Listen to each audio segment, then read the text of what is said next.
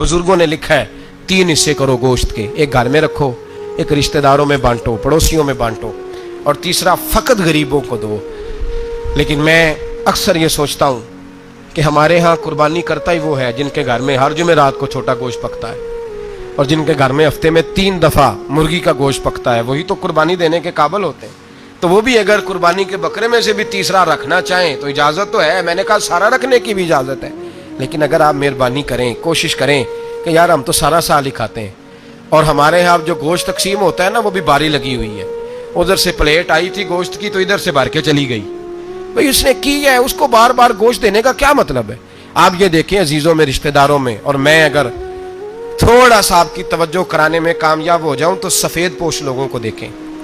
कुछ सफेद पोश हैं, सफेद पोश जिनके ऊपर कर्जे हैं, बीमारियों ने जकड़ लिया है, घर में बड़े बड़े सख्त मरीज आ गए हैं। सफेद पोश पहले दिया करते थे, आप उनसे पूछते हैं साहब कुर्बानी, तो बात को टालते हैं। वो कहते हैं सोच रहा हूं कोई हिस्सा उस्सा डाल जाए, पर्दा पोशी करते हैं, कहते हैं कहीं हिस्सा रखा हुआ, पर्दा पोश। अक्सर वो लोग कुर्बानी नहीं दे पाते, अक्सर दिया करते थे, अब नहीं दे पा रहे। क्यों? इसलिए कि मुश्किलात ऐसी आ गई। उन लोगों का ख्याल करें, उनके घरों तक गोश्त पहुंचा के आए, उन पर तवज्जो करें। वो सफेद पोश आदमी कभी जिक्र नहीं करेगा। कुछ तो ऐसे हैं जो खुद पहुंच जाते हैं कि हमें गोश्त दिया जाए, लेकिन कुछ सफेद पोश हैं, ला यसअलून अन्नास इल्हाफा।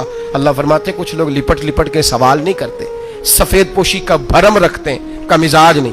उनकी तरफ देखें, अपने रिश्तेदारों को देखें, खास कर उन रिश्तेदारों को देखें जिनका आपको पता है कि गरीब हैं, मजबूर हैं, उनके घरों में गोश्त भेजें। गरीब बेटियों, गरीब बहनों का ख्याल करें, उस तरफ मुतवज्जे हों, उनके साथ उसने सलूक करें, उस तरफ आप लोग ख्याल करें।